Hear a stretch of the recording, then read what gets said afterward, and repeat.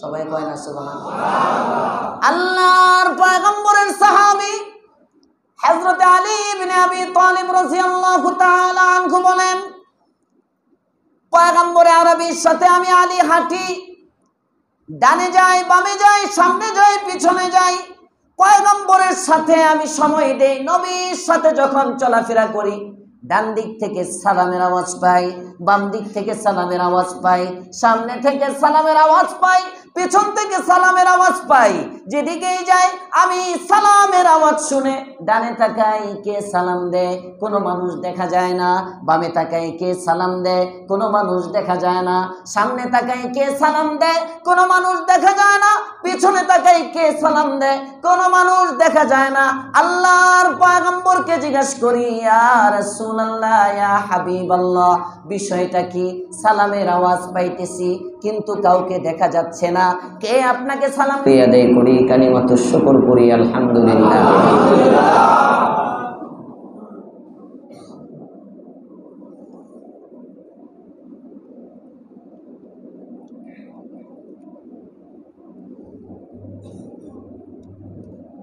গত সপ্তাহে আমরা একটা দায়িত্ব নিয়ে গেছিলাম, অনেক দায়িত্বের মধ্য থেকে একটা, যে অন্তত একজনকে নামাজের দাওয়াত দিব। মনে আছে? এই দায়িত্ব কারা কারা পালন করছি দেখি। মাশাআল্লাহ, অনেকেই করছেন। বাকিরা যারা করেন নাই, এই সপ্তাহ আবার দায়িত্বটা নিতে পারি আমরা সবাই ইনশাআল্লাহ। বুঝে শুনে কারা কারা দায়িত্ব নিছেন হাত উঠান। কারা কারা দায়িত্ব নিছি আমরা আরেকজনকে নামাজের দাওয়াত এই সপ্তাহ পৌঁছাবো? সবাই নিছি তো ইনশাআল্লাহ? আল্লাহ কবুল করুক, বলেন আমিন। তাহলে আগামী সপ্তাহ হাত উঠাবো সবাই যে দায়িত্ব পালন করছে। আবার আপনিও যায়েন কেন? হ্যাঁ, নামাজ এটা সবার। মুমিনের দৃষ্টান্ত হলো ওয়াজ মাহফিল তাফসিরগুলো কেন দরকার হয়, ওয়াজ কেন দরকার হয়, বয়ানের দরকারটা কি? আমাদের এখন তো সব গ্যাসের চুলা, সিলিন্ডার। এক জামানা ছিল, এক সময় ছিল, বা এখনো আছে, বড় বড় অনুষ্ঠান, বিয়ে শাদীর তেহারি টেহারি পাকাইলে লাকড়ি দিয়ে পাক হয়। আপনারা লাকড়ির পাক দেখছেন? তো লাকড়ির পাক হইলে যারা সবসময় লাকড়ির চুলায় পাকায়, চুলার পাশে একটা চুঙ্গা রাখে। আমরা ময়মনসিংহে কয়ে দেয় চুঙ্গা, ঢাকাতে কি কয়ে দেয় বুঝছেন তো আমি যেটা বুঝাইতে চাইতেছি। পাইপের মতো একটা রাখে, ফুদে। তো আগুনগুলো স্বাভাবিকভাবে অনেক সময় দেখলে উপর থেকে মনে হয় চুলায় আগুন নাই, নিভা, আগুন নাই। কিন্তু যিনি পাক করেন নির্দিষ্ট সময়ে গিয়ে উনি প্রথমে নিচে একটু নাড়াচাড়া দেন, দেখতে দেখা যাইতেছে ছাই, একটু নাড়াচাড়া দেন, নাড়াচাড়া দেওয়ার পরে ওখানে কতক্ষণ ফু দেয়, এভাবে ফু দিতে দিতে দিতে দিতে আস্তে আস্তে আস্তে আস্তে ওখানে আগুন হয়। হঠাৎ করে দাউ দাও দাউ দাও করে আগুন জ্বলে যায়।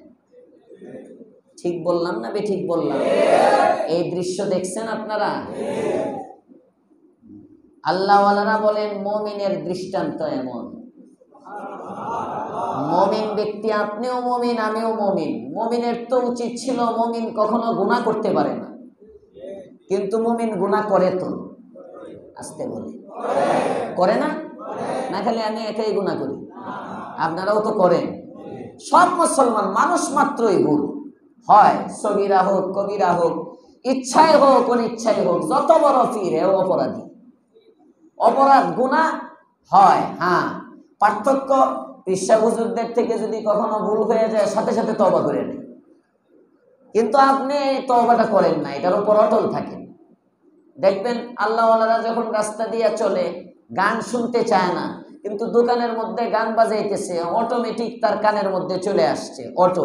এটা তার গুনাহ হয় নাই, কিন্তু তার জন্য সে ইস্তেগফার করে, আল্লাহর কাছে মাফ চায়। এমনও মুহাদ্দিস ছিল, বাজারে যখন চলতেন তখন কানের মধ্যে এভাবে আঙ্গুল দিয়ে চলতেন, কানের মধ্যে আঙ্গুল দিয়ে। একজন জিজ্ঞেস করে, হুজুর আঙ্গুল দেন কেন? বাজারে চলি, অনিচ্ছায় যদি আমার কানের মধ্যে কোনো গান চলে আসে, এটাও আমার কলবকে নাপাক করে ফেলবে। এতটা সতর্ক। আল্লাহ আমাদেরকে হওয়ার তৌফিক দেন, বলেন আমিন। গুনাহ করে মানুষ, গুনাহ করতে করতে করতে করতে কলবটা ছাই হয়ে যায়, ছায়ের মতো। ঈমানের একটা আগুন আছে, ঈমানের একটা অনল আছে, ঈমানের একটা শক্তি আছে। এই শক্তিটা এমন, একজন ঈমানদারের ঈমানের আলোতে, ঈমানের নূরে পুরা পৃথিবী জ্বলে যেতে পারে। আরো আস্তে কোন সুবহানাল্লাহ। একজন ঈমানদারের ঈমানি পাওয়ার এমন, এই ঈমানি পাওয়ারের কারণে আগুন নিভে যেতে পারে। হযরতে তামিমে দারি আল্লাহর পয়গম্বরের সাহাবী ছিলেন, যে সাহাবীর সাথে দাজ্জালের মুলাকাত হয়েছে। মিশকাতের মধ্যেও লম্বা রিওয়ায়াত আসছে, হযরতে তামিমে দারি রাদিয়াল্লাহু তাআলা আনহুর সাথে দাজ্জালের দেখা হয়েছিল। সুবহানাল্লাহ। আল্লাহর পয়গম্বরের কাছে এসে ওয়াকিয়া শুনাইছিলেন এক সফরের মধ্যে। এটা লম্বা ঘটনা, আরেকদিন শোনাবো। তামিমে দারি, যিনি দাজ্জালের সাথে সাক্ষাৎ হয়েছে এমন একজন সাহাবী, ওই তামিমে দারি রাদিয়াল্লাহু তাআলা আনহু মদিনায় আগুন আসতেছে, আগুন আগুন, গুহার থেকে আগুন বের হইতেছে। খবর পায়া হযরতে তামিমে দারি একটা লাঠি হাতে নিছেন। সুবহানাল্লাহ। পরের দিন আল্লাহর পয়গম্বরের সাহাবী হযরতে তামিমে দারি রাদিয়াল্লাহু তাআলা আনহু মদিনার গুহা থেকে আগুন বের হয়ে আসে, লাঠি দিয়ে আগুনকে পিটায় আর আগুনকে তাড়ায়। তাড়িয়ে তাড়িয়ে একেবারে যে গুহা থেকে আগুন আসে, ওই গুহার ভিতরে আগুনকে ঢুকায় বলে, খবরদার আর কখনো তুই এই গুহা থেকে বের হবি না। আল্লাহু আকবার। ঈমানি পাওয়ার। আজকে একটা জালজালা হইল না, ভূকম্পন, কাইপা উঠলো, আওয়াজ হইছে, একেবারে আওয়াজ আওয়াজ আওয়াজ, হ্যাঁ আওয়াজ হইছে। তো মনে হচ্ছে ভাঙ্গা সুইরা পিলার, এখন পিলার তো খুঁজতে দেখা যাইব না, ভিতরের পিলারের। আমার মাগরিবের পরে আমার এক মুরিদ আছে মিস্ত্রি, ও কথা কইতেছে, হুজুর আওয়াজ পাইছে। আমি কইছি ওই যে রডের জয়েন্ট ময়েন্ট যে দিছে, এটি বোধ হয় সুইটে গেছে কিছু বানটা, হ্যাঁ এটি মনে হয় আওয়াজ হয়েছে। কি একটা ভয়ঙ্কর অবস্থা। যদি আর কিছুক্ষণ থাকতো, আপনি চিন্তা করেন আপনি আমি কই থাকতাম এই শহরে। 5 মিনিট যদি এই ভূমিকম্পটা হইতো, আমাদের ঢাকা শহরের অবস্থাটা কি হইত? এরপরেও কি আসর মাগরিব এশা সব মুসলমানে পড়ছে? এরপরেও কি জুমাটা সব মুসলমানে ঢাকা শহরের পড়ছে? অনেক মুসলমান পাওয়া যাবে যারা জুমা পড়ে নাই, জুমাটাই পড়ে নাই। এত বড় একটা ধাক্কা আসলো, আজকে তো মসজিদ 5 ওয়াক্ত নামাজে ভরে যাওয়ার কথা। আল্লাহ তাআলা বলেন, আমি ধাক্কাগুলো দেই তোমাকে ফিরাবার জন্য। আজকে তো অন্তত রাস্তায় কোন মহিলা, অন্তত আজকে কোন মুসলমান মহিলা কাপড় ছাড়া, বোরকা ছাড়া, কমাস কম মাথাটা ঢাকা ছাড়া দেখা যাওয়ার কথা না।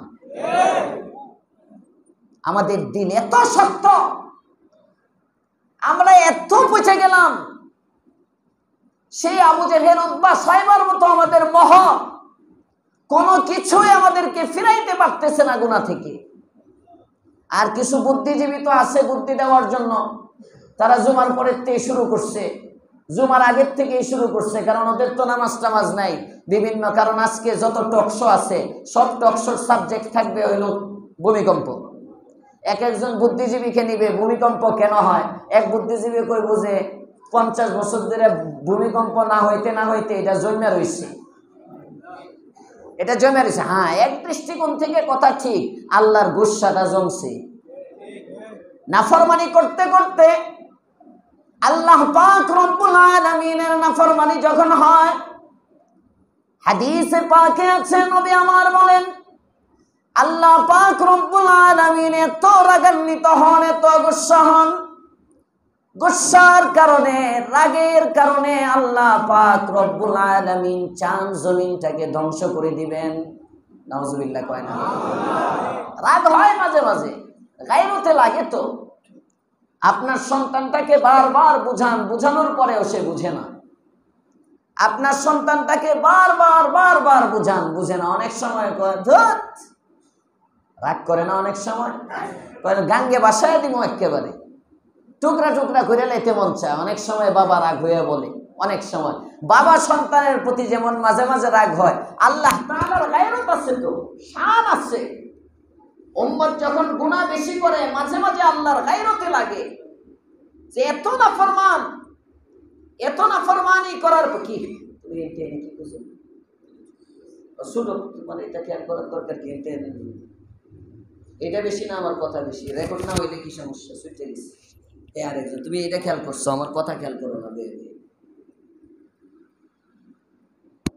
এটা ছুটলো, আমি টের পাইলাম না, তুমি টের পেয়ে গেছো। কত মনোযোগ সহ ওয়াজ শুনতেছো, চিন্তা করো। এর লেগে তো ওয়াজ মসজিদে, তোমরা বাড়িতে ওয়াজ একখানে, শ্রোতা একখানে, মনোযোগ নাই তো। কথার দিকে মনোযোগ থাকবে, কিয়ামত হয়ে গেলেও অন্যদিকে যাবে না, এমন আগ্রহ থাকতে হবে। আল্লাহ তৌফিক দেন, বলেন আমিন। আমি টের পাই নাই, কইতে পড়ে গেছে। হ্যাঁ, আরেকজনের রাখি, এটা লাগাই তো। কি কইতেছিলাম ভুলে গেছি। হ্যাঁ, গুসা। আল্লাহর গায়রত আছে, আল্লাহর শান আছে। জমিন আল্লাহকে ডাক দিয়ে বলতে থাকে, জমিন, গুনাহ করি যে আমরা জমিনের উপরে, এই জমিন আল্লাহকে বলে, মালিক আমার উপরে এত অবাধ্যতা হয়, এত নাফরমানি হয়, আমার মনে চায় এদেরকে নিয়ে ধসে যাই, কিন্তু তোমার হুকুমের অবাধ্য আমার হওয়ার শক্তি নাই, এই জন্য আমি ধসে যেতে পারি না। আল্লাহ গো, তুমি আমাকে আদেশ করো, একটা নাড়া দেই। তুমি আমাকে আদেশ করো, একটা নাড়া দেই। তুমি আমাকে আদেশ করো, এই জালেমগুলোকে মেরে ফেলি।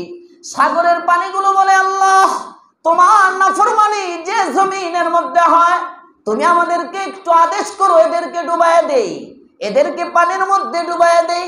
আসমান বলে, আল্লাহ, যে জমিনের মধ্যে তোমার নাফরমানি হয়, এই জমিনের উপরে থাকতে মন চায় না। 24 ঘন্টা তোমার নাফরমানি করে, না না মালিক না, একটু আদেশ করো, এদের উপর ভেঙে পড়ে যায়। বারবার যখন এরকম জমিনে বলতে থাকে, আসমানে বলতে থাকে, পানি বলতে থাকে, সূর্য বলতে থাকে, আল্লাহর কাছে ফেরেশতারা বলতে থাকে, এই জালেমগুলোকে আপনি ধ্বংস করেন না কেন? আল্লাহ তাআলাও ইচ্ছা করেন, যা এবার ধ্বংস করেই দিব। রাগ উঠে যায়, রাগ উঠে, বারবার কান পরা দিতে অনেক সময় খেবে না। আল্লাহ পাক রব্বুল আলামিন নিজে দেখেন, আশপাশ থেকে বারবার যখন এপিল আসতে থাকে, ধ্বংস করো, আল্লাহ পাক রব্বুল আলামিন রাগ করেন, রাগ করে ধ্বংস করার ইচ্ছা করেন। আল্লাহ বলেন, ইন্নী উহিম্মু বিআযাবি ইবাদি, ইন্নী আহুম্মু বিআযাবি ইবাদি। হাম্মুন মানে হলো ইচ্ছা করা, হিম্মত করা। ওই যে আমরা বলি না ভাই, হিম্মত করি মানে নিয়ত করি, হিম্মত করি।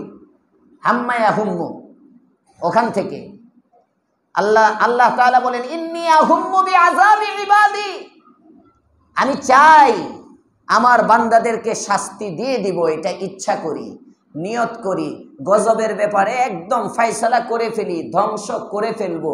ঠিক ফাইজান, এই ইজাটাকে বলে ইজায়ে হঠাৎইয়া। আরবিতে একটা ইজা আছে, এটা হলো ইদান লিল মুফাজাত। মুফাজাত মানে হলো হঠাৎ, আচানক উর্দুতে তর্জমা হয়। এটা নিয়ে আমি মাদ্রাসায় পড়ানোর সময় ছাত্রদেরকে বলি, এটা হলো ইজায়ে হঠাৎইয়া। ইজান, হঠাৎ, আচমকা। তিনটা জিনিসের দিকে আমার নজর পড়ে, আল্লাহ বলেন, এই তিনটা জিনিস দেখা সাথে সাথে আমার রাগটা ঠান্ডা হয়ে যায়। তাফসীরে কুরতুবীতে ইমামে কুরতুবী রিওয়ায়াত আনছেন, তাফসীরে কুরতুবীর মধ্যে, রিজালুল্লাহ তুলহিহিম তিজারাতু ওয়ালা বাইউন আন যিকরিল্লাহ, এই আয়াতের মাথা হাতে এখানে 18 নম্বর পারার 13 নম্বর পৃষ্ঠার শেষের দিকে 14 নম্বর পৃষ্ঠার শুরুতে যে রুকুটা আছে, এই রুকুর মধ্যে তাফসীরে কুরতুবীতে ইমামে কুরতুবী রিওয়ায়াত আনছেন, হাদিসে কুদসি। আল্লাহ তাআলা বলেন, বান্দার অবাধ্যতা দেখতে দেখতে আমি চাই এদেরকে ধ্বংস করে দিব। ঠিক এই মুহূর্তে তিনটা জিনিস নজরে পড়ে, সাথে সাথে আমি আল্লাহর গুসা ঠান্ডা হয়ে যায়। এক নম্বর হলো উম্মারুল মাসাজিদ, মসজিদ আবাদকারী বান্দা। সুবহানাল্লাহ বলেন। এক নম্বর হলো মসজিদ আবাদকারী বান্দা। আমি যখন চাই এই জমিনকে ধ্বংস করে দিব, এই মানুষগুলোকে ধ্বংস করে দিব, ঠিক এই মুহূর্তে এক শ্রেণীর মানুষের দিকে আমার নজর পড়ে, যারা আজানের সময় মসজিদের দিকে ছুটে যায়, যারা মসজিদকে আবাদ করে, মসজিদকে নির্মাণ করে, ইবাদতের মাধ্যমে মসজিদকে সব সময় আবাদ রাখে। এই সমস্ত মসজিদ আবাদকারী বান্দাদের দিকে যখন আমার নজর পড়ে, আমি আল্লাহর গুসাটা ঠান্ডা হয়ে যায়। এজন্য নামাজি বাড়ান, নামাজি বাড়ান। গজব থেকে যদি বাঁচতে চান, গজব থেকে যদি বাঁচতে চান, নামাজি দেখলে আল্লাহ তাআলা শুধু গোসা ঠান্ডা হয় এমন না, নামাজি ব্যক্তিকে আল্লাহ তাআলা তার নিকটে তুলে নেন, মৃত্যু দিয়ে দেন। এটা বুঝাই নাই, নামাজ পড়লে বোধ মরে যাওয়ান লাগবে, নিকটে উঠায় নেবে না, নৈকট্য বাজন হয়, আস্থা বাজন হয়। আল্লাহর রাসূলকে আল্লাহ তাআলা বলেন, আ নবী, আপনি আমার কাছে আসতে চান, আপনি আমার নৈকট্য পেতে চান, একটাই মাধ্যম, সেজদা করেন আর আমার নিকটে চলে আসেন। এজন্য নামাজ পড়বো সবাই ইনশাআল্লাহ, নিজেরা পড়বো, পরিবারকে পড়াবো, আমার ভাড়াটিয়াকে দাওয়াত দিব, আমার প্রতিবেশীকে দাওয়াত দিব, নামাজের দাওয়াত একে অপরকে পৌঁছাবো তো ইনশাআল্লাহ। কয় জিনিসের রাগ ঠান্ডা হয়? কয় জিনিস? এক নম্বর মসজিদ আবাদ করা। এটা নামাজের মাধ্যমে হতে পারে, জিকিরের মাধ্যমে হতে পারে, তালিমের মাধ্যমে হতে পারে। যেমন এই যে আপনারা এখন বসে রয়েছেন, এশার নামাজের পরে আশপাশের সব মসজিদের মধ্যে যান, গিয়ে দেখেন এশার আধা ঘন্টা পরে তালা। কথা বলেন না কেন? তালা দিয়ে দেয় সাধারণত। খাদেম সব হয়তো চলে গেছে, মুয়াজ্জিন সব বাসায় চলে গেছে, কারণ মুসল্লির কাম নাই। কিন্তু এই যে শুক্রবারে এশার নামাজের পরে 1 ঘন্টা, 1.25 ঘন্টা, 1.5 ঘন্টা, মাঝে মাঝে 1.25 ঘন্টা হয়ে যায়, আপনারাও বসা মসজিদের মধ্যে সুবহানাল্লাহর আওয়াজ উঠতেছে, আলহামদুলিল্লাহর আওয়াজ উঠতেছে, আল্লাহু আকবারের আওয়াজ উঠতেছে, কান্নাকাটি হইতেছে মোনাজাতের মধ্যে। এটাও মসজিদ আবাদ করা। আবাদ মানে আনাগোনা থাকা, বিরান না থাকা। আবাদ মানে কি? আনাগোনা থাকা, বিরান না থাকা। এজন্য মসজিদকে 24 ঘন্টা আবাদ রাখা চাই। সাহাবায়ে কেরামের জামানায় মসজিদে কখনো তালা লাগতো না। এখনো যায় দেখবেন মক্কা মদিনায় গেলে, মক্কা মদিনার মসজিদের মধ্যে কোনো তালা নাই। সুবহানাল্লাহ কইবেন না? তালা নাই, মসজিদে তালা নাই। মসজিদ খোলা থাকবে 24 ঘন্টা। যে কোনো সময় যে কোনো ব্যক্তি তেলাওয়াতের জন্য মসজিদে আসতে পারে, জিকিরের জন্য মসজিদে আসতে পারে, নামাজের জন্য মসজিদে আসতে পারে, ইশরাকের জন্য আসতে পারে, চাষতের জন্য আসতে পারে, তালিমের জন্য আসতে পারে, ইমানি মুযাকারা করার জন্য আসতে পারে, তাফসীরের জন্য আসতে পারে। 24টা ঘন্টা রাত দিন মসজিদকে আবাদ রাখা, এটা হলো মূল তরিকা। তো আমাদের ঢাকা শহরে তো লাগাই দেয়। এমনও জায়গা আছে যেখানে মুসল্লি যদি লম্বা একটু নফল পড়তে নেয়, তো বাইরন বাসায় গিয়ে পড়েন, আছে না নাই? বাইর করে তারপরে লাগায়। এমনও মসজিদ আছে, এই ঢাকা শহরে আছে। আল্লাহ হেফাজত করুক, বলেন আমিন। আরে ভাই, তুমি মসজিদ থেকে বের করে দিছো, তো মসজিদের কামটা কি? মসজিদ বানানো হয়েছে কেন?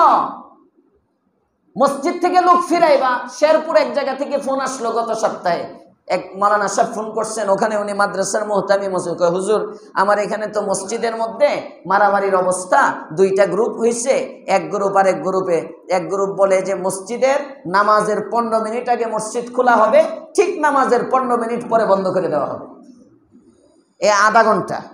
এখন কিছু সাথী জোহরের নামাজ হইল 101টায়, 1:30টায়, কিছু সাথী 1টায় চলে আসে, আধা ঘন্টা আগে চলে আসতে চায়। আসলে এবার ফ্যানটেন যদি ছাড়ে, এখন সভাপতি সাহেব এটার বিরুদ্ধে। সভাপতি সাহেব কয়, বিল তো আমরা দিই, আপনি তো বিল দেন না।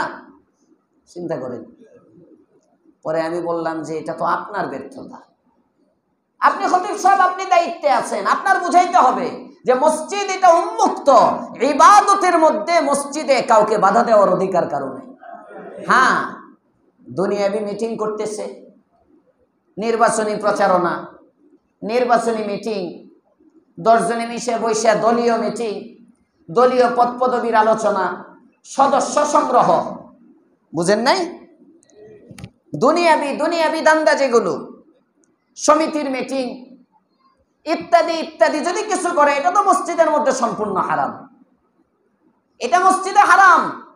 আপনি 3 জন, ঠিক আছে ভাই, আমি এক জায়গায় আমার একটা কথা বলবো, ব্যক্তিগত কথা মনে করেন, এই কথাটার জন্য দুনিয়াবি কোনো কথা দেখা হলো, ঠিক আছে কোথায় বসি, আর অনেক তারা কয় একটা ইয়াতে বসো, ওই 4 দোকানে বসি, কয় না এখানে বসেন, আচ্ছা ঠিক আছে মসজিদেই বসি, এই ফ্যানটা ছাড়ো, বসে 10 মিনিটে ছাইড়ে নেই। এই যে মসজিদে বসে 10 মিনিটে আপনার দরবারটা সারলেন, কবিরা গুনাহ করলেন। মসজিদের ফ্যান আপনার দরবারের জন্য না তো, মসজিদের ফ্যান আপনার ব্যক্তিগত কাজের জন্য না তো। মসজিদের ফ্যান এটাই, বা আপনি সারা রাত তেলাওয়াত করেন, মসজিদের ফ্যান চলবে, কোনো সমস্যা নেই, জায়েজ। তো আপনি ব্যক্তিগত কাজ, 2 জনে বসে বসে খেলাধুলার আলাপ করতেছেন, আর উপরে দিয়ে ফ্যান ঘুরতেছে, এই বাতাস খাওয়া আপনার জন্য কবিরা গুনাহ, হারাম। আল্লাহ বুঝবার তৌফিক দাও, বলেন আমিন। কয় জিনিস দেখলে রাগ ঠান্ডা হয়? 1 নম্বর মসজিদ আবাদকারী। মসজিদ আবাদের কয়েকটা সূরত বললাম, এই সবগুলো সূরত হলো মসজিদ আবাদের। আলহামদুলিল্লাহ আপনাদের এলাকার এই মসজিদটা কি সুন্দর আবাদ। একটা মাদ্রাসা যদি হয়ে যায় দেখবেন আরো আবাদ থাকবে। আস্তে আস্তে কয় আলহামদুলিল্লাহ। আরে জোরে কোন মুতাওয়াল্লি সাহেব নাই, হুনতো না। একটা মাদ্রাসা, আমি আজকে মুয়াজ্জিন সাহেবকে বলছি, ওই ইয়াতে মসজিদে রুমে গেছিল, পরে একটু রাগ করছি। আমি রাগ করে কইছি যে এখন গেলে কোনো নোটিশ মুটিশ দিব না, আন নোটিশে চলে যাও, নন নোটিশ, কোনো নোটিশ মুটিশ নাই। আমারে খালি 10 বছর পর্যন্ত আমার স্বপ্ন দেখাইতেছে এখানে একটা মাদ্রাসা হবে, মাদ্রাসা হবে, মাদ্রাসা হবে। এই স্বপ্ন দেখায় আমার জীবন যৌবন সব গোয়াল থেকে নষ্ট করতেছি, লাভ কি আমার? আমি তো পয়সার জন্য গোয়াল থেকে থাকি না, পয়সা হইলে তো বহুত অফার, আলহামদুলিল্লাহ আপনারা জানেন, এটির মধ্যে কোনো তাকাল্লুফি নাই। এরা গিয়ে দেখে এসে, আবু সাইদ গিয়ে দেখে আসছে, কি পরিমাণ টানছে ওরা আমার। ওখানে 1 বিঘত জায়গা মসজিদ, 1 বিঘা জায়গা মাদ্রাসা, মসজিদের জায়গা আলাদা, মাদ্রাসার জায়গা আলাদা। আমি যদি ওইনে যাইতাম, 1 বছরে ওখানে মাদ্রাসা চালু করে দিতে পারতাম। তো আমার আপনারা একটা মাদ্রাসা, এমনও কমিটির তো বোঝা দরকার যে মাদ্রাসা এটা হুজুরের ব্যক্তিগত কোম্পানি না। যদি আমার ব্যক্তিগত কোম্পানি হইতো তো নজরুল ভাইয়ের বাসায় ভাড়া নিতাম। ব্যক্তিগত মাদ্রাসা যদি হইতো আমার, আমি একটা ভাড়া নিয়ে চালু করতাম। কিন্তু আমি চাইতেছি কমিটি পরিচালনা করবে সব, আমি উদ্যোক্তা, চালুটা করে দেই। এই এলাকায় যদি দাওরায়ে হাদিস পর্যন্ত একটা মাদ্রাসা হয়, খোদার কসম করে বলতেছি, এক সময় হয়তো এই মেম্বরে আমি থাকবো না, আপনার ভবিষ্যৎ প্রজন্ম যারা থাকবে তারা বুঝবে এই মাদ্রাসাটা যে এলাকার জন্য কত রহমত, কত রহমত বুঝবে। একটা দাওরা পর্যন্ত মাদ্রাসা। আরে ভাই, কিতাব বিভাগের একটা দাওরায়ে হাদিসের মধ্যে এমনও দিন যায় রাত্রে 11টা 12টা পর্যন্ত ক্বালা ক্বালার রাসূলের তালিম হয়। ক্বালা রাসূলুল্লাহ পৃষ্ঠায় পৃষ্ঠায়, বুখারী এত লম্বা পৃষ্ঠা। মাদ্রাসাগুলোতে আমরা খতমে বুখারী করি। এই যে আমি যেখানে আসছি, আমি মাদ্রাসার যেটাতে দায়িত্বে আছি, খতমে বুখারী হবে ইনশাআল্লাহ আগামী ডিসেম্বরের 12 তারিখ শুক্রবার আমাদের মাহফিল। পোস্টার টোস্টার হইব, এখনো হয় নাই। স্যাম্পল আমার মনে হয় আল মুস্তাকিমে দিয়ে দিছে, যেটা খসড়া কাজ চলতেছে, ইনশাআল্লাহ চলে আসবে, আপনারা দাওয়াত পাইবেন। যাইবেন তো সবাই ইনশাআল্লাহ? কারা কারা যাইবেন না দেখি? তাড়াতাড়ি নামাইছে হুজুর দেখার আগেই, খেয়াল করে নাই। যাবেন সবাই ইনশাআল্লাহ? যাইবেন, যাইবেন, মাহফিলে যাইবেন। অনেক বড় বড় বুজুর্গরা, শুধু দারুল উলুম দেওবন্দ থেকে আমার উস্তাজে মুহতারাম, আমার শেখ ও মুর্শিদ হযরত ইউসুফ তাওলাবী সাহেবকে আমি এককভাবে শুধুমাত্র আমাদের প্রোগ্রামটার জন্য হযরতকে আনতেছি। হযরত আগের দিন আসবেন ডাইরেক্ট ফ্লাইটে, পরের দিন আবার চলে যাবেন, শুধু আমার প্রোগ্রামকে কেন্দ্র করে। হুজুরের জন্য 1.5 লাখ টাকা বাজেট, 1 লাখ টাকা হুজুরের হাদিয়া, আর 40-50 হাজার টাকা আপ ডাউন টিকেট টুকেটে চলে যাবে। এটা শুধু হুজুরের জন্য। আপনার কাছে পয়সা চাই না, গিয়া বুজুর্গের জিয়ারত করে আইবেন, দেখে আইবেন। পারবেন না ইনশাআল্লাহ? আল্লাহ তৌফিক দাও, বলেন আমিন। পয়সা দেওয়ার লোক আছে, যারা দিছে গত বছর হেরাই দিব। কেটা কি কি দিছে মনে আছে তো, সমস্যা নেই, টাকাও তো আপনারা দেওয়ার লাগবো। বাহারহাল আমি যেটা বলতেছিলাম, একটা মাদ্রাসা থাকলে এই যে খতমে বুখারি করে, বুখারি খতম হওয়া, বুখারির মধ্যে ৭,৫০০ হাদিস আছে, এই ৭,৫০০ হাদিসের মধ্যে কমপক্ষে ১৪,০০০ বার দুরূদ শরীফ আছে। এগুলো ছাত্ররা পড়ে।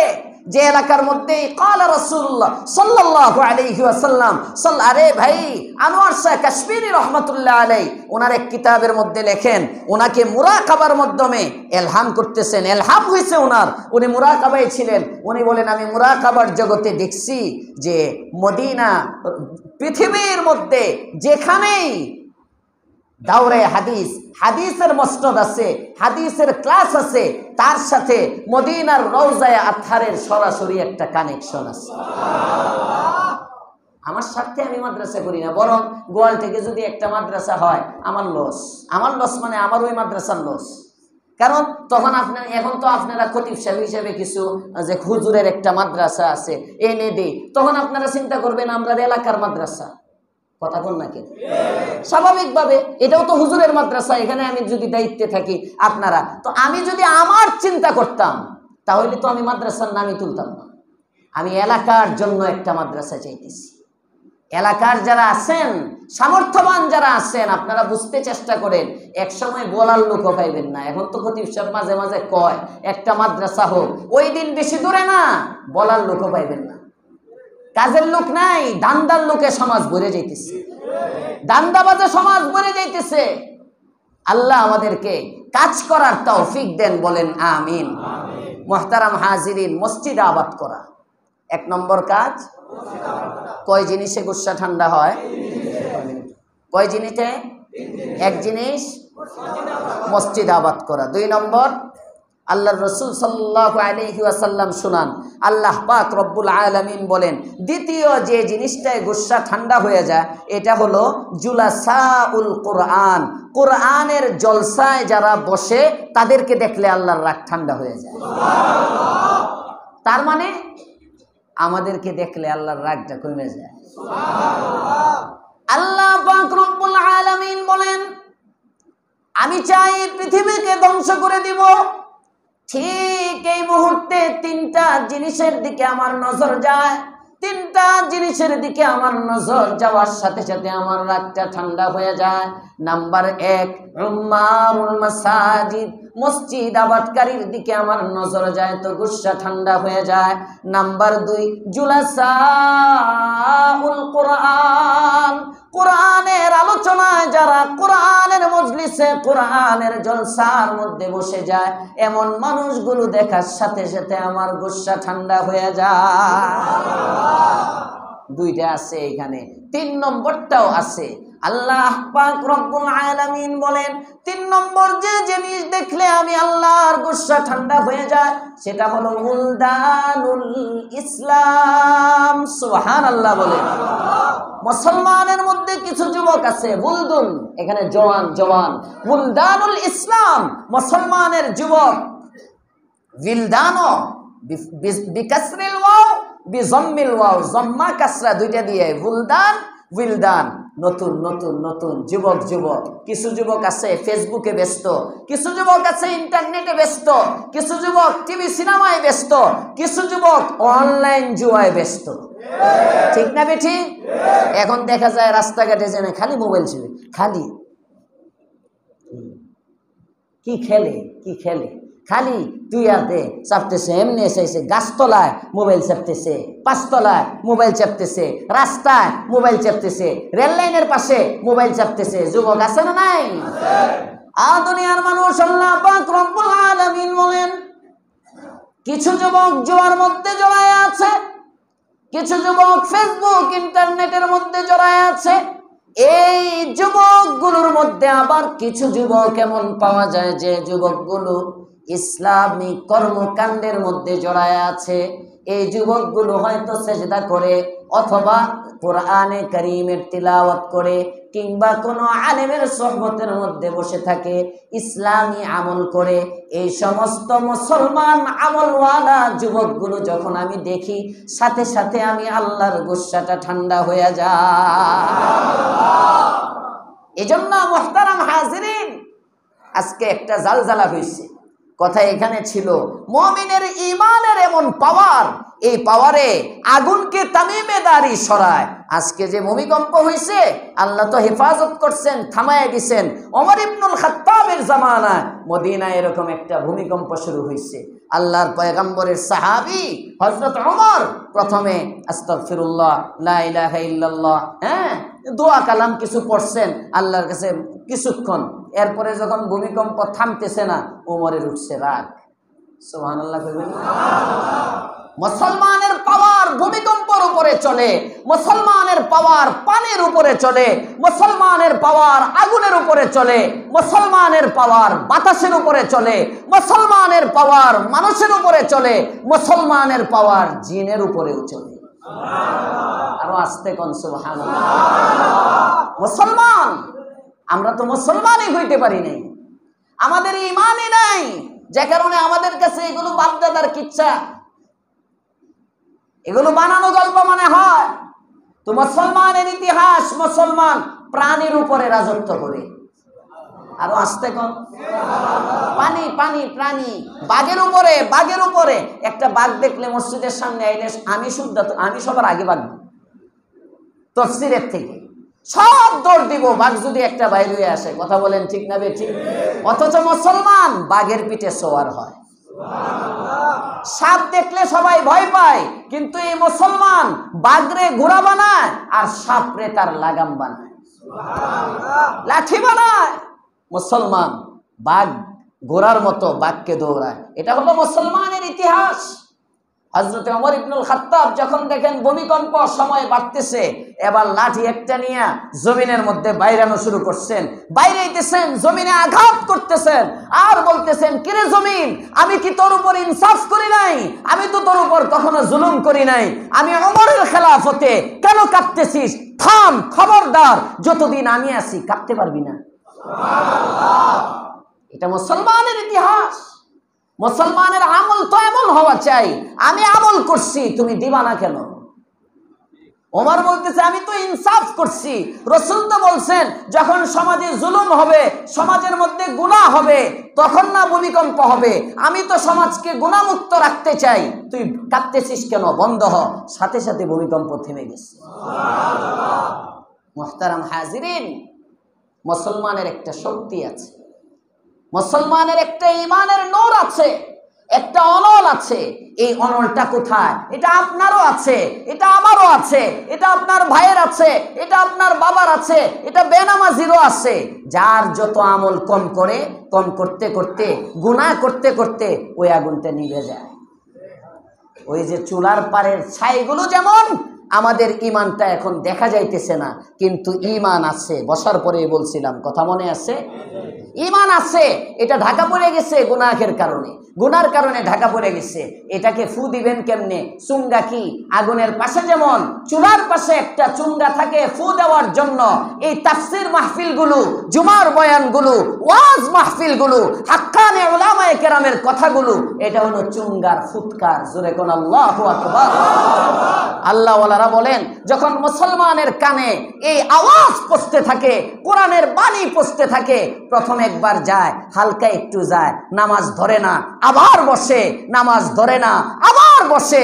1 2 3 তাফসীর অথবা 1 2 3 দিন যখন কোন আলেমের সোহবতে বসতে থাকে, কোরআনের বয়ান শুনতে থাকে, আল্লাহ বলেন, ওয়াদাক্কির, ওয়াজ করতে থাকো, ফাইন্না যিকরা তানফাউল মুমিনিন, নিশ্চয় মুমিনের উপকার হয় এই ওয়াজে, এই বয়ানে যখন আসতে থাকে। আর ফু কলবের মধ্যে পড়তে থাকে, এক সময় কলবের কালো ময়লা দূর হয়ে যায়, আর তার ঈমানি অনল যখন দাউ দাউ করে জ্বলে যায়, এই ব্যক্তিটা পাক্কা মুসলমান হয়ে যায়। এই জন্য তাফসীরের কদর করা চাই, এই মাহফিলগুলোর কদর করা চাই। যেখানে আছে এটাকে নিয়ামত মনে করা চাই, এটা আমার ঈমানি শক্তি যোগানোর মাধ্যম। জোরে কোন সুবহানাল্লাহ। আল্লাহ আমাদেরকে কবুল করেন, বলেন আমিন। মুহতারাম হাজিরিন, আলোচনা চলতেছিল সূরা বাকারার 10 নম্বর পৃষ্ঠা, 1 নম্বর পারার 10 নম্বর পৃষ্ঠা, সূরা বাকারার 74 নম্বর আয়াত। এখানে গত সপ্তাহে আমরা বলেছিলাম, পানি, মাটি, আগুন, বাতাস, পাথর, গাছ, যা কিছু আছে, চাই সেটা নাবাতাত হোক, উদ্ভিদ হোক, আর যা কিছু হোক, এই সবগুলোই আল্লাহ তাআলার বান্দা বান্দা, সবগুলোই আল্লাহর কমান্ড মানে। কথা মনে আছে? সবগুলোই আল্লাহ তাআলার কমান্ড মানে। সব যেহেতু আল্লাহ পাক রব্বুল আলামিনের কমান্ড মানে, সব আল্লাহর বান্দা। সুতরাং পাথরেও আল্লাহ, হ্যাঁ এখন পাথর কথা বলে না, কিন্তু পাথরের মধ্যে প্রাণ আছে। ওই দলিল কি হুজুর? ওই পাথরের মধ্যে যে প্রাণ আছে তার দলিল হলো পাথর আল্লাহর বয়ে কাঁদে। হুজুর কান্দে, পানি বাইর হয়, এটার দ্বারা বোঝা যায় না প্রাণ আছে। একটু যদি হাঁটাচলা করতো, আল্লাহর রসুল বলেন, বুখারীর হাদিস, পাথর মাঝে মাঝে দৌড়ায়। আরো আস্তে কোন সুবহানাল্লাহ। প্রসিদ্ধ ঘটনা আপনারা শুনছেন, হযরতে মূসা কালিমুল্লাহ, আল্লাহর পয়গম্বর মূসা কালিমুল্লাহ আলাইহিস সালাম জলিলুল কদর পয়গম্বর ছিলেন। এমন এক তেরা জাতির কাছে আসছে, এটিরে সোজা করা বড় মুশকিল। বনি ইসরাইল যাদের আলোচনা চলতেছে, যাদের আলোচনা এত চলতেছে, খালি দেখেন না ভালো ভালো জিনিস তুইয়া ডাইল খুঁজে, পেঁয়াজ খুঁজে, রসুন খুঁজে, আদা খুঁজে, হ্যাঁ উল্টা মানে ডাইনে চলতে বললে বামে চলবে, এমন এক তেরা সম্প্রদায় হলো বনি ইসরাইল। এই বনি ইসরাইলের মধ্যে আল্লাহ পাক রব্বুল আলামিন একজন নবী পাঠাইলেন, মূসা আলাইহিস সালাম তার নাম। মূসা আলাইহিস সালাম, নবীগণ যারা হয় তারা সবচেয়ে লজ্জাশীল হয়। সুবহানাল্লাহ। নবীগণ লজ্জাশীল হয়, নবীগণ সবচেয়ে জ্ঞানী হয়। আস্তে আস্তে কয়, নবীগণ সবচেয়ে সুন্দর হয়, নবীগণ সবচেয়ে শিক্ষিত হয়, নবীগণ সবচেয়ে ধনী হয়। যত গুণ আছে সব গুণ আল্লাহ ওই জামানার নবীকে সবচেয়ে বেশি দেয়।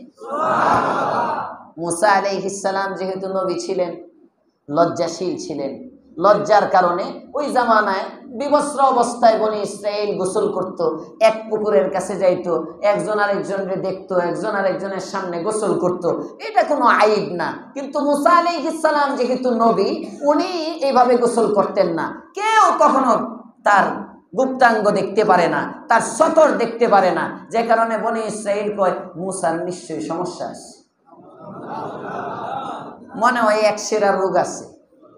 বিভিন্ন রোগ আছে না, লজ্জাস্থানের সাথে সম্পৃক্ত যে রোগগুলো, এরকম কোনো না কোনো একটা রোগ আছে, এজন্যই সে খুলে না। নবীগণ যদি রোগা হয়, নবীগণ যে জামানায় যে নবী আসেন ওই নবী সবচেয়ে সুস্থ হন। জোরে কোন সুবহানাল্লাহ। সবচেয়ে শক্তিশালী হন। আল্লাহ তাআলা কোনো কানারে নবী বানায় না, আল্লাহ তাআলা কোনো আত্রারে নবী বানায় না, ল্যাংরারে নবী বানায় না, বোবারে নবী বানায় না, বধিরকে নবী বানায় না। জোরে কোন না সুবহানাল্লাহ। কারণ যিনি নবী হবেন উনি সবচেয়ে বড় হবেন। ওনার মধ্যে যদি কোনো ত্রুটি থাকে তাহলে মানুষ তাকে মানবে না, মানুষ তাকে ঘৃণা করবে। এজন্য আল্লাহ তাআলা নবীদেরকে এমন ভাবে পাঠান যাতে করে মানুষ তাকে দেখলেই বুঝে এটা সত্য পয়গম্বর।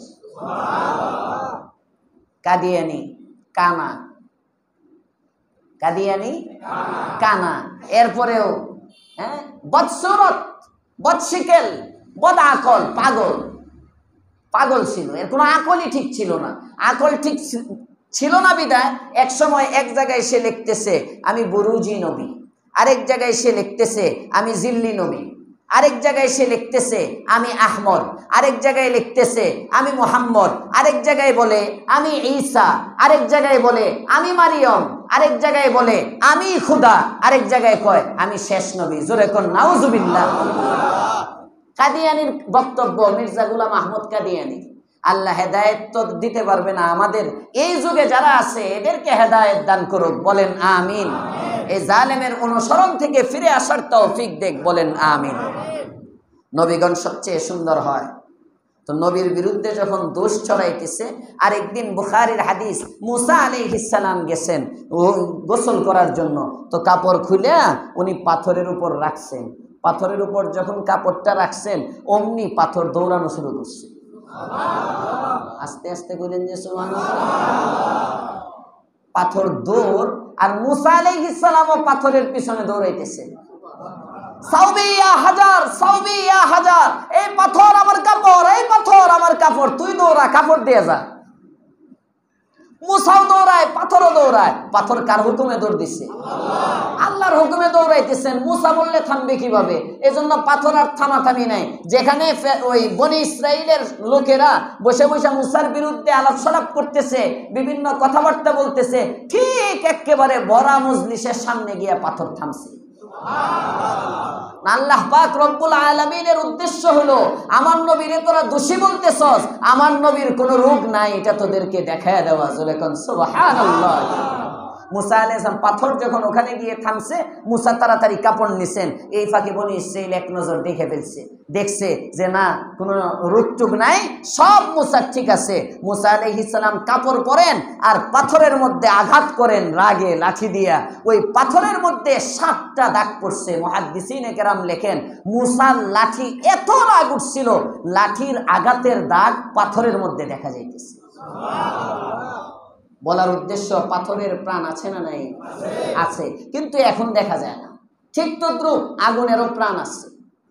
ইব্রাহিম আলাইহিস সালাতু ওয়াস সালাম আগুনের মধ্যে পড়ছেন, প্রসিদ্ধ ঘটনা আপনারা জানেন। আগুনে পড়ার পরে নমরুদ যখন আগুনকে বলছিল, তখন আগুনে উত্তর দিছিল, এই নমরুদ, আমি ইব্রাহিমের পশমটাও পুড়তে পারবো না, কিন্তু আমার মধ্যে জ্বালানোর শক্তি আছে না নাই? তুই আয়, পড়তে দেরি, জ্বালাইতে দেরি হবে না। তাহলে আগুনেও কথা বলতে পারে। গাছ গাছ আমরা দেখলে মনে করি গাছের প্রাণ নাই, কিন্তু গাছেরও প্রাণ আছে। সবাই কয় না সুবহানাল্লাহ। আল্লাহর পয়গম্বরের সাহাবী হযরত আলী ইবনে আবি তালিব রাদিয়াল্লাহু তাআলা আনহু বলেন, পয়গম্বরে আরবীর সাথে আমি আলী হাঁটি, ডানে যাই, বামে যাই, সামনে যাই, পিছনে যাই, পয়গম্বরের সাথে আমি সময় দেই। নবীর সাথে যখন চলাফেরা করি, ডান দিক থেকে সালামের আওয়াজ পাই, বাম দিক থেকে সালামের আওয়াজ পাই, সামনে থেকে সালামের আওয়াজ পাই, পিছন থেকে সালামের আওয়াজ পাই। যেদিকেই যাই আমি সালামের আওয়াজ শুনে ডানে তাকাই, কে সালাম দেয়? কোনো মানুষ দেখা যায় না। বামে তাকাই, কে সালাম দেয়? কোনো মানুষ দেখা যায় না। সামনে তাকাই, কে সালাম দেয়? কোনো মানুষ দেখা যায় না। পিছনে তাকাই, কে সালাম দেয়? কোনো মানুষ দেখা যায় না। আল্লাহর পয়গম্বরকে জিজ্ঞাসা করি, ইয়া রাসূলুল্লাহ, ইয়া হাবিবাল্লাহ, বিষয়টা কি? সালামের আওয়াজ পাইতেছি, কিন্তু কাউকে দেখা যাচ্ছে না, কে আপনাকে সালাম দেয় গো পয়গম্বর? নবী আমার বলেন, ও আলী, সালামের আওয়াজ পেয়েছো এটাই বেশি, দেখা যাবে না, বুঝবা না। আমি যখন মক্কার জমিনের মধ্যে ওই গাছগুলোর মাঝখান দিয়ে হাঁটতেছিলাম, আমার ডানেও গাছ আছে, বামেও গাছ আছে, সামনে পিছনে যে সারি সারি বাগানের গাছগুলো দেখা যায়, ওই গাছগুলো আমি মুহাম্মদকে সালাম দেয়। গাছের প্রাণ আছে না নাই? গাছের প্রাণ আছে না নাই? আল্লাহর পয়গম্বর, আপনি আমার নবী, দু জাহানের সরদার, রাহমাতুল লিল আলামিন সাল্লাল্লাহু আলাইহি ওয়াসাল্লাম মাটি জমিনের মধ্যে ইস্তেনজা করেন। জমিনের মধ্যে আপনি যদি পায়খানা করেন, 3 দিন পরেও গিয়ে দেখবেন পায়খানা পড়ে রইছে। কথা কয় না? জমিনের পায়খানা পায়খানার জায়গায় থাকবে, যদি পরিষ্কার না করে ময়লা ফেলবেন, ময়লার জায়গায় পড়ে থাকবে। আল্লাহর পয়গম্বর, আপনি আমার নবী, দু জাহানের সরদার, রাহমাতুল লিল আলামিন সাল্লাল্লাহু আলাইহি ওয়াসাল্লাম ইস্তেনজা করেন। ইস্তেনজার পরে সাহাবীরা যান, যাই নবীর ইস্তেনজাটা একটু পরিষ্কার করি, কিন্তু যায় দেখে জায়গা সমান, কোনো দুর্গন্ধ নাই, কোনো নাপাকি নাই, কোনো পায়খানা দেখা যায় না, কোনো ইস্তেনজার নিদর্শন দেখা যায় না। পয়গম্বরকে প্রশ্ন করে, ইয়া রাসূলুল্লাহ, ইয়া হাবিবাল্লাহ, আপনি না নিজেরা জরুরত সারতে গেলেন? কয় হ্যাঁ গিয়েছি। প্রয়োজন সেরেছেন? কয় হ্যাঁ সেরেছি। ইয়া রাসূলুল্লাহ, ইয়া হাবিবাল্লাহ, নিদর্শন তো কিছুই দেখা যাচ্ছে না, ইস্তেনজা আমরা পরিষ্কার করতে গিয়েছিলাম, বিষয়টা কি? আল্লাহর পয়গম্বর বলেন, বিষয়টা হলো আমি যখন ইস্তেনজা করি, জমিন হা করে আমার ইস্তেনজাকে গিলে ফেলে। আমার পয়গম্বর বরকত মনে কইরা জমিন এটারে গিলে ফেলে। জমিনে আল্লাহর কাছে বলছে, আল্লাহ, তোমার পয়গম্বরের ইস্তেনজা আমরা গিলার মতো আমাদেরকে সামর্থ্য দাও, শক্তি দাও। জমিন হা করে। জমিনের মধ্যে প্রাণ আছে না নাই? সবাই বলেন আছে না নাই? এভাবে যদি দেখাই, আমার বোঝানোর উদ্দেশ্য, আল্লাহর যত মাখলুক, সমস্ত মাখলুকের মধ্যে প্রাণ আছে। এজন্যই হাদিস কোরআনে কারীমের আয়াতে আছে সূরা জিলজালের মধ্যে, ময়দানে মাহশর যখন কায়েম হবে জমিন আপনার বিরুদ্ধে সাক্ষ্য দিবে। যুবক, গুনাহ করতে কক্সবাজার চলে যাও, কক্সবাজার হোটেলের মধ্যে চলে যাও, 330 নম্বর রুম। আরে আন্দাজি মানলাম, আবার করোনা হুজুরও বোধ গেছে। বিশাল বড় হোটেলের মধ্যে বান্ধবীরে নিয়ে চলে গেলা, পর্দাটা ঢেকে দিলা, জানালাটা বন্ধ করে দিলা, এসিটা ছেড়ে দিলা, দরজাটা লাগাইয়া দিলা, মোবাইলটা অফ করে দিলা, লোকেশন বন্ধ, নেটের কানেকশন বন্ধ, মোবাইল বন্ধ, কেউ যেন ট্রেকিং করেও তোমাকে না পায় রে যুবক। তুমি এমন ভাবে ওখানে লুকায় গেলা, আর ওই জায়গায় অবৈধ একটা নারীর সাথে তুমি গুনাহের মধ্যে জড়ায় গেলা। আল্লাহ পাক রব্বুল আলামিন বলেন, বান্দারে তুই মনে করতেছিস এখানে কোনো প্রাণী তোকে দেখে না, তোর বাবা নাই, তোর মা নাই, তোর বন্ধু বান্ধব নাই, কেউ নাই, কিন্তু মনে রাখবি এই জমিনের মধ্যে যে গুনাহ করতেছিস রে বান্দা, এই জমিনের কিন্তু রূহ আছে, এই জমিনের কিন্তু প্রাণ আছে, এই জমিনের কিন্তু চক্ষু আছে, এই জমিন কিন্তু তোকে দেখতেছে। ইদা জুলজিলাতিল আরদু জিলজালাহা ওয়া আখরাজাতিল আরদু আথকালাহা ওয়া ক্বালাল ইনসানু মা লাহা ইয়াওমাইদিন তুহাদ্দিসু আখবারাহা। একটা সময় আসবে রে বান্দা, জমিনে কম্পন শুরু হয়ে যাবে। ওয়া আখরাজাতিল আরদু আথকালাহা, জমিন তার ভিতরে যে ভারী ভারী জিনিসগুলো আছে সবগুলোকে বের করে দিবে। ওয়া ক্বালাল ইনসানু মা লাহা, মানুষ দৌড়াদৌড়ি শুরু করবে আর বলতে থাকবে হলোটা কি, হলোটা কি, যে আজকে যেমন কি হইলো কি হইলো কি হইলো, আরে হলোটা কি, জমিন এমন কাঁপতেছে কেন, জমিনের মধ্যে কি শুরু হয়ে গেল, নিচের থেকে উপরে উঠতেছে, উপরের গুলো নিচে যাচ্ছে, বিষয়টা কি? আল্লাহ বলেন এমন একটা দিন যখন আসবে, ইয়াউমাইযিন তুহাদ্দিসু আখবারাহা, ওই দিন জমিন জবান খুলবে, আর জমিন তার জবান খুলে খুলে বলতে থাকবে, আল্লাহ এই জায়গার মধ্যে এই মাটির উপরে অমুকের ছেলে অমুক এই গুনাহটা করেছিল, আমি তোমার কাছে হিসাব, তোমার কাছে বিচার দিলাম, যতক্ষণ পর্যন্ত তুমি তার বিচার না করবে আমি জমিন আদালতে কিবরিয়া থেকে সরব না।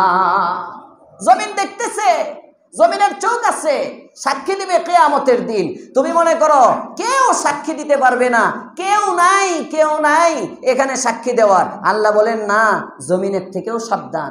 এজন্য মুফাসসিরিনে কেরাম লেখেন, আল্লাহ ওয়ালারা বলেন, বান্দা ভুলে যদি কোনো জমিনের মধ্যে গুনাহ করে থাকো, ওই জমিনে আবার ইস্তেগফার করো। সুবহানাল্লাহ কইবেন না? কষ্ট দিতেছি বেশি আপনাদেরকে, 1 ঘন্টা হয় না এখনো, এখন তো আপনারা কষ্ট কম দিলে আমি বাসি। আমি তো কালকেও চিল্লাই আইছি, আগের দিনেও চিল্লাই আইছি, আমি লাগাতার চিল্লাইতেছি। এখন আপনারা যত কমাইবেন তত আমার বাঁচবো। আপনাদের কষ্ট হইলে আমি বারবার জিগাইতেছি, আস্তে করে বন্ধ করে যাবো, একটু রেস্ট পাবো। আল্লাহ কবুল করুক, বলেন আমিন। জমিন সাবধান, জমিনেরও প্রাণ আছে জমিনের উপরে। জন্য যে জমিনে গুনাহ হয় ওই জমিনে আবার ইস্তেগফার করো, ওই জমিনে আবার মাফ চাও, কারণ জমিন যদি গুনাহের সাক্ষীটা দেয় পাশাপাশি সে যেন আবার ইস্তেগফারের সাক্ষীটাও দিতে পারে। আল্লাহ এক সময় বুঝে নাই, অপরাধ করে ফেলেছিল, কিন্তু বুঝার পরে আমি সাক্ষী দিতেছি, এ কিন্তু তোমার কাছে আবার মাফও চাইছিল। পারবো পারবো ইনশাআল্লাহ। কি গুনাহ করব? ইস্তেগফার করব, মনে থাকবে ইনশাআল্লাহ। আল্লাহ কবুল করুক, বলেন আমিন। এজন্য গত সপ্তাহে আলোচনা এখানে ছিল, এই আয়াত থেকে বুঝে আসে পাথরের 3টা স্তর।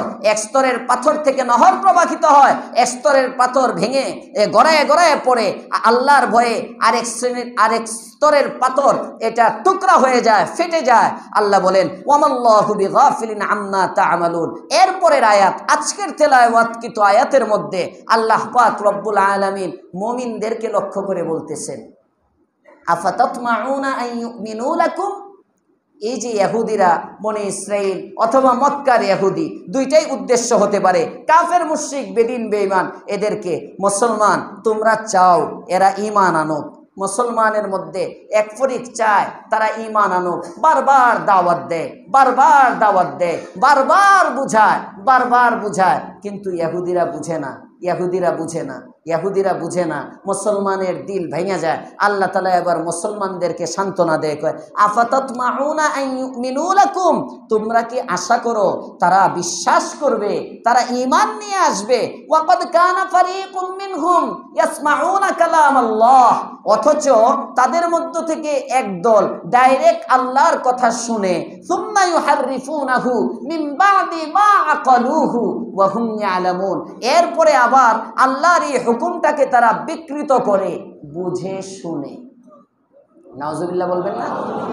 মানে আল্লাহ তাআলা এই আয়াতে বুঝাইতেছেন তোমরা তাদেরকে যতই দাওয়াত দাও তারা বুঝবে না, তারা ঈমান আনবে না। তার কারণ মানুষ অবুঝ হলে বুঝানো যায়, বুঝের মানুষকে বুঝানো যায় না। কথা বলেন না কেন?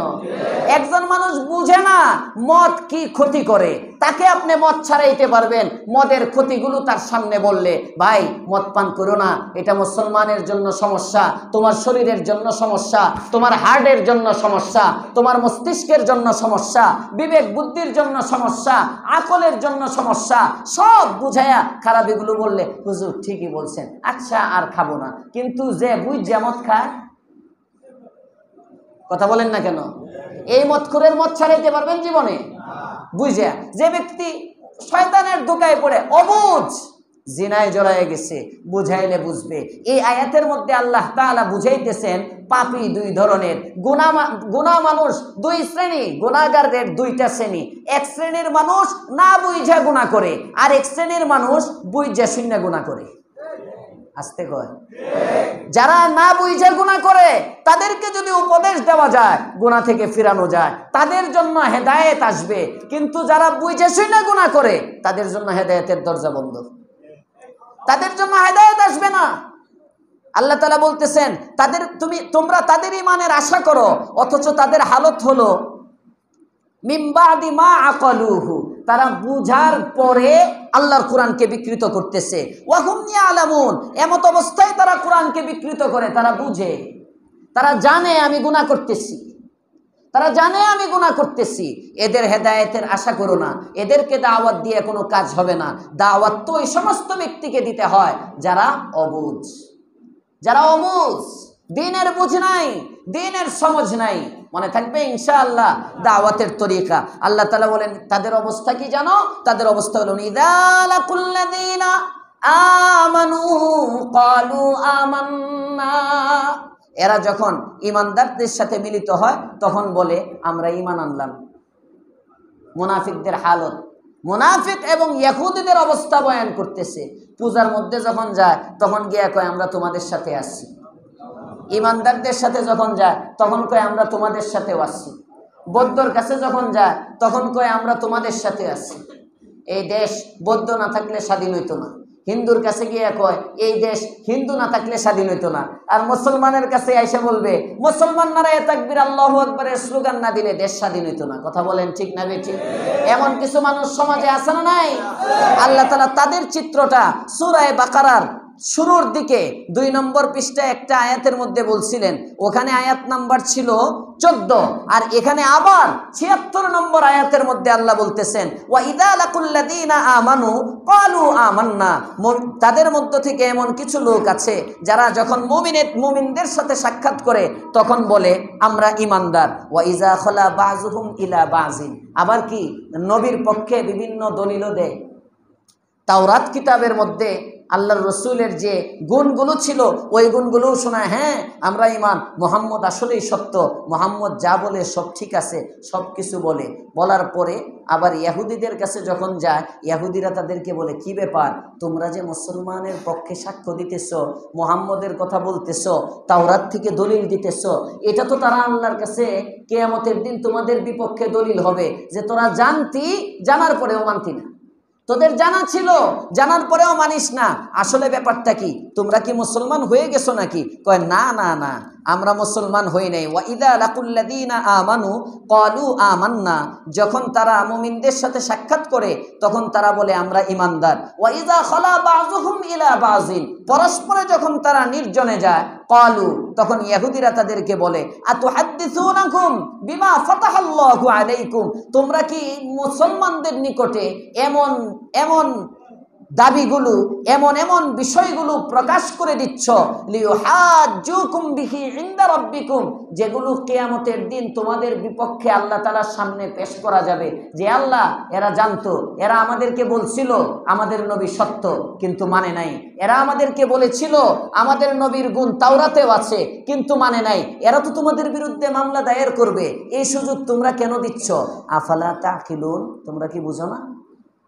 তার মানে এতে ইহুদিদের একটা স্বভাব হলো নিজেরা মানবো না, আবার সত্যকে সত্যও বলবো না, মিথ্যা হিসাবে প্রকাশ করব। কথা বুঝতেছেন? বুঝতেছেন? এতের শিক্ষা হলো এটা। ইহুদিরা চাইতেছে, মানে ইহুদিদের মধ্যে এক শ্রেণী ছিল মুমিনদের কাছে আইসা সত্যটা বলে ফেলতো, সত্যটা বলে ফেলতো। অন্যরা আবার ধরে, কিরে সত্যটা কইলি কেন? যেমন এক বক্তা কয়ে ফেলছে আমেরিকা আমাদেরকে 5 কারণে ক্ষমতায় বসাবে। বুঝেন নাই? জামাতি ইসলামের এক আলোচক মুখ ফসকা কয়ে ফেলছে আমেরিকা আমাদেরকে 5 কারণে ক্ষমতায় বসাবে, এটা বলে ফেলছে। বলার পরে আবার তারে ধরা হইছে, এই তুমি এটা কইলা কেন? এটা ভিতরে রাখবা, এটা যদি কইয়াই দাও তো মানুষ বুঝেই ফেলবো আগের সরকারে বসাইছিল ভারত, আমগরে বসাইবো আমেরিকা, সব সমান। কিলাহুমা বরাবরান, উভয়টাই বরাবর। কথা কোন না কেন? ঠিক না বেঠি? ইহুদিদের মধ্য থেকে এক ফরিক দাঁড়ায় বলে, এই তোমরা যে মুসলমানদেরকে বলো মুহাম্মদ সত্য, নবী সত্য, এটি মানুষ কয়, যেটা মানন নাই এটা বলতে নাই, যেটা মানতে নাই এটা বলতেও নাই, স্বীকার করতে নাই। মানে ভুলটাকে বলবা, ভুলটাই মানবাও না, এটার উপরে অটল অবিচল থাকবা। এটা ইহুদিয়াত, নাসরানিয়াত। কিছু মানুষ আছে নিজে করতে পারে না, কিন্তু ভুল যে এটা বলে। কথা বলেন না কেন? এরকম ইহুদি মার্কা স্বভাব এখন মোল্লাদের মধ্যেও আসতেছে, মৌলবীদের মধ্যেও আসতেছে। গুনাহ করবে, আবার গুনার পক্ষে যুক্তি খাড়া করবে, আছে না নাই? গুনাহ করে আবার গুনার পক্ষে যুক্তি দেয়, এমন আলেমও আছে। আল্লাহ হেদায়েত দান করুক, বলেন আমিন। আল্লাহ তাআলা বলতেছেন, আল্লাহ তাআলা শুনাইতেছেন, ইহুদিরা বলেন ইউহাজ্জুকুম বিহি ইনদা রাব্বিকুম, এটা করো কেন? আফালা তাকিলুন, তোমরা বুঝো না? আল্লাহ তাআলা কয়, নবী দেখেন এরা কেমন বেকল, এরা কত বোকা। এই আয়াতের মাথাতে তাফসিরে মাআরিফুল কোরআনে হেডিংই দিছে ইহুদিদের তাহনিক, আহমক। এরা যে বেকল, নির্বোধ।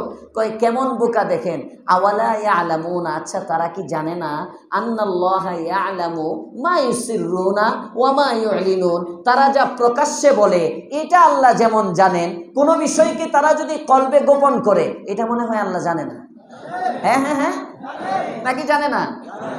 আল্লাহ তাআলা বলতেছেন, এই যে ওরা বলে দেখে তারা কয় আল্লাহ তো, আল্লাহর বিরুদ্ধে আল্লাহ এটা দিয়ে তো দলিল দিব, তোরা অমুকের কাছে বলছিলি মুহাম্মদ সত্য, মানলি না কেন? আচ্ছা যদি না বলে, তাদের মনে যে এটা আছে, এটা কি আল্লাহ জানেন না? আল্লাহ বলতেছেন আওয়ালা ইয়ালামুনা, তারা কি জানে না? আন্নাল্লাহা ইয়ালামু মা ইউসিররুনা ওয়া মা ইউলিনুন, নিশ্চয় আল্লাহ তাআলা অবগত, আল্লাহ জানেন তারা যে জিনিস গোপন করে, তারা যে জিনিস প্রকাশ্য করে। আরে গোপন করে কি? শুধু তোমাদের কলবে যেটা গোপন এটা না, আল্লাহ তাআলা তো পাথরের পরতে পরতে, 7 পাথরের ভিতরে গোপন কি আছে সেটাও আল্লাহ জানেন। হযরত মূসা আলাইহিস সালাতু ওয়াস সালাম আল্লাহর কাছে বলতেছেন, ইয়া আল্লাহ, রিজিকের জিম্মাদার তুমি, এর একটা দৃষ্টান্ত আমাকে দেখাও না। তুমি যে রিজিক দাও এর একটা দৃষ্টান্ত দেখাও। ওয়ামা মিন দাব্বাতিন ফিল আরজি ইল্লা আলাল্লাহি রিজকুহা, এর তাফসিরে আসছে খাওয়ায় কে? সবাই বলেন খাওয়ান কে? কয় জমিনে যা আছে সবার রিজিকের জিম্মাদার আমি আল্লাহ, আমি রিজিকের ব্যবস্থা করি। মুসা আলাইহিস সালাম আল্লাহ তাআলারে কয়, আল্লাহ একটু দেখতে চাই তুমি কেমনে খাওয়াও। আল্লাহ তাআলা কয়, দেখতেই যদি চাও, তোমার সামনে একটা পাথর দেখা যায়, এই পাথরের মধ্যে আঘাত করো। মুসা আঘাত করলেন, পাথরটা ভেঙে গেল।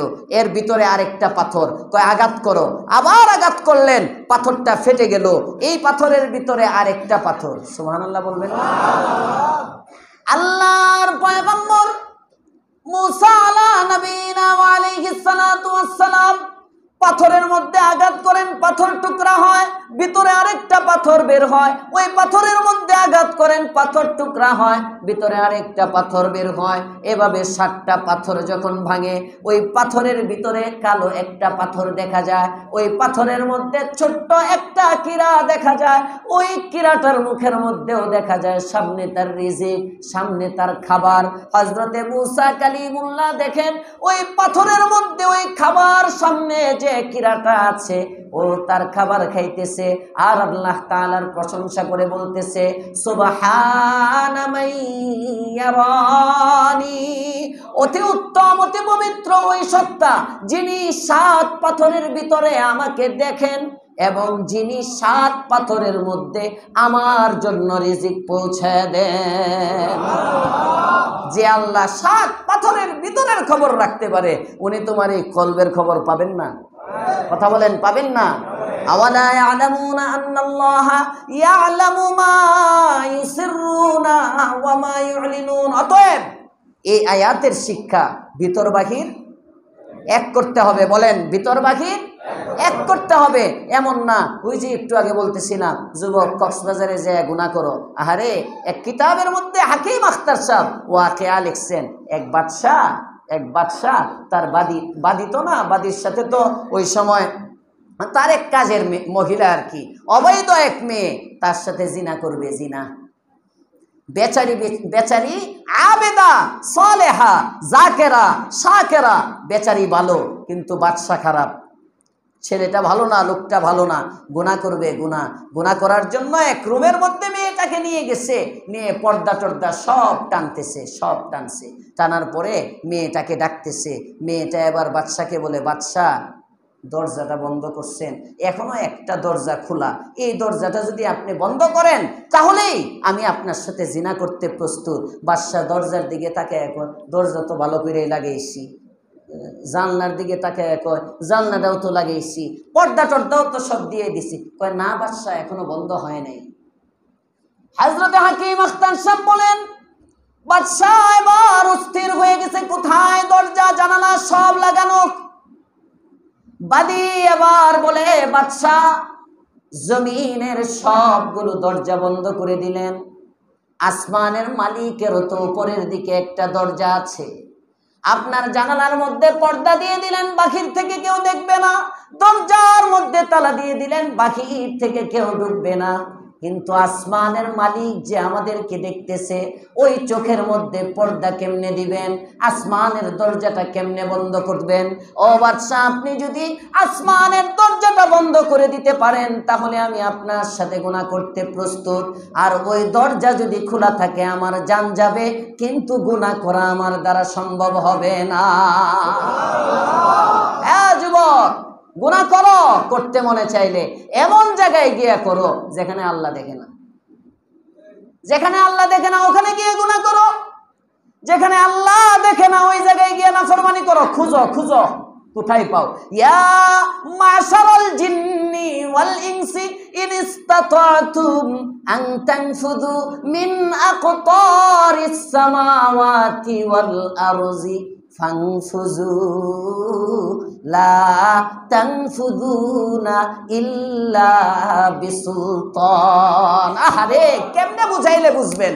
সূরা রহমানের মধ্যে আল্লাহ পাক রব্বুল আলামিন বলেন, হে মানুষ জিন, নাফরমানি যদি করতেই মনে চায়, জমিনের 7টা পরত আছে, উপরের মধ্যে আমি আল্লাহ দেখে ফেলি মনে হয়, যার নিচের পরতের মধ্যে যা, নিচের পরতে যদি আমি আল্লাহর রাজত্ব হয়, তারপরের পরতের মধ্যে যা, পার্ট বাই পার্ট জমিনের মধ্যে ঘুর, অনেক ভিতরের মধ্যে চলে যা, এমন একটা জায়গা তালাশ কর যে জায়গার মধ্যে আমি আল্লাহর রাজত্ব নাই, যে জায়গার মধ্যে আমি আল্লাহর ক্ষমতা নাই, যে জায়গার মধ্যে আমি আল্লাহর হুকুমত নাই, যে জায়গার মধ্যে আমি আল্লাহর দেওয়া অক্সিজেন নাই, যে জায়গার মধ্যে আমি আল্লাহর কোনো কর্তৃত্ব নাই। বান্দারে, যদি পাও ওই জায়গার মধ্যে গিয়ে আমার নাফরমানি করো, কিন্তু বান্দা তুমি তালাশ করো, ফানফুজু, খুঁজতে থাকো, লা তানফুযুনা ইল্লা বিসুলতান। যেখানে বান্দা তোমার কদম পড়বে সেখানেই দেখবে আমি আল্লাহর হুকুমত, সেখানে আমি অতএব গুনাহ ছাড়বো তো ইনশাআল্লাহ। আওয়ালা ইয়ালামুনা আন্নাল্লাহা ইয়ালামু মা ইউসিরুনা ওয়া মা ইউলিনুন। আল্লাহ তাআলা বলেন, তারা কি জানে না যে আল্লাহ তাআলা ভিতরে যা গোপন করে তাও জানেন, যা প্রকাশ করে তাও জানেন, তারপরেও তারা এমন কেন করে? ওয়ামিনহুম উম্মিয়ুনা লা ইয়ালামুনাল কিতাব, আসলে তাদের মধ্য থেকে কিছু লোক আছে উম্মি, নিরক্ষর, মূর্খ। লা ইয়ালামুনাল কিতাব, ওরা পড়ালেখা কিচ্ছু জানে না। ইল্লা আমানিয়া। এখান থেকে ইনশাআল্লাহ আগামী সপ্তাহ